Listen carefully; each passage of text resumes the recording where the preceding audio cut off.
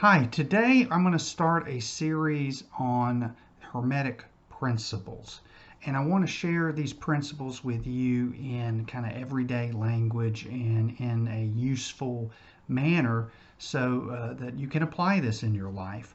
These principles, there's been a lot of, how should I say, more supernatural wrappings around these in some circles. But in many ways, these Hermetic principles contain quite a bit of information that we can apply to our daily lives, that we can learn to use so that our lives can become more effective, to kind of align ourselves with the flow of nature and maybe just live more enjoyable lives when we understand that a bigger, higher order in nature is working. So, to just give a brief overview of Hermeticism and these principles, Hermeticism kind of came out of the first century AD, kind of around the Alexandria area. These Hellenistic time frame, you saw a lot of blending of different ideas, spiritual systems, philosophies.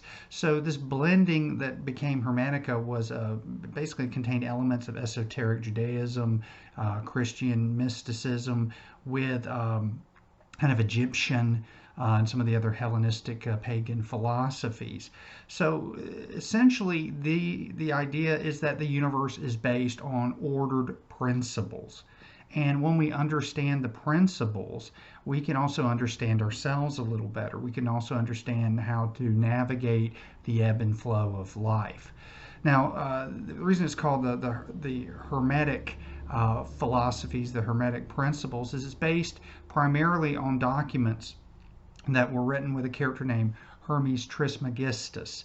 Now, Hermes is a blended mythical character from a blend of the Greek god of Hermes, who was, Mercury was the Roman counterpoint, with Thoth, who was the Egyptian god of writing. So you had a blending of two mythical figures coming together, one with communication and dreams, and the other with interacting with the gods and taking pathway to the other world. So these communication, dreams, and spiritual connections kind of found its root in a system of philosophy and magic.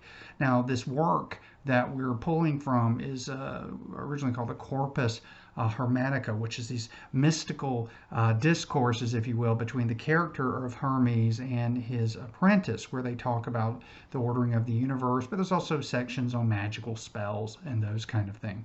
I mean, personally, I don't believe Hermes ever existed. I think this was a wonderful literary tool. A lot of people used to think the Hermes Trismegistus lived, before Moses did, and so there's a lot of myth in this. But with myth, it's also a way to understand a story. So I'll just kind of leave it there. There's a lot of good books on kind of the history of that. Gary Lockman has written a very good book about Hermes and that influence into more modern times. Well, after the fall of Rome, a lot of these kind of went underground, particularly before Rome fell and Christianity became the dominant religion. A lot of these Hermetic Hellenistic ideas and philosophies kind of went underground. And it was kind of revived in the Renaissance, thanks to the work of Cosimo de' Medici, who funded a big research project, if you will, where he took different Greek, Roman, Egyptian text and translated them. One of the main translators was Marcino Ficino.